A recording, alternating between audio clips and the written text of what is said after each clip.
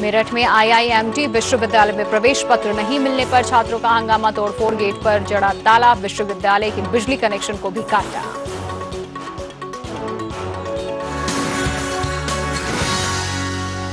तो मेरठ में आईआईएमटी विश्वविद्यालय में बीटेक फाइनल ईयर के छात्रों ने प्रवेश पत्र नहीं मिलने के कारण जमकर हंगामा किया और तोड़फोड़ भी की और गेट पर ताला तक जड़ दिया। उपस्थिति कम होने की वजह से छात्रों को प्रवेश पत्र नहीं दिया गया था, जिसकी वजह से छात्रों ने यह हंगामा किया। छात्रों ने बिजली का कनेक्शन भी काट दिया। मौके पर पहुंची पुलिस बल के साथ छात्रों की झड़प भी हो गई।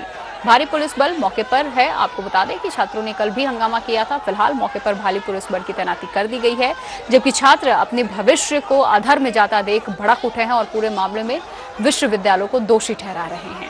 दूसरी तरफ मामला बढ़ता देख आईआईएमटी के चांसलर योगेश मोहन गुप्ता ने छात्रों से मिलना भी मुनासिब नहीं समझा।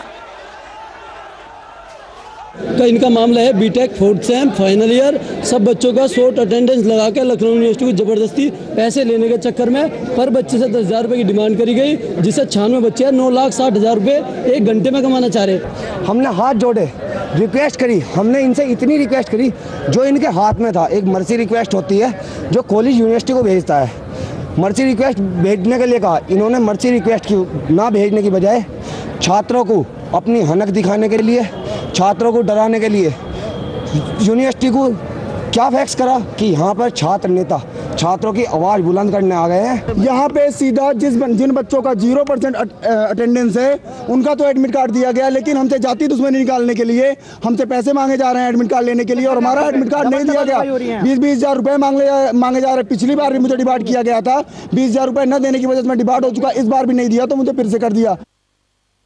इधर इलाहाबाद यूनिवर्सिटी में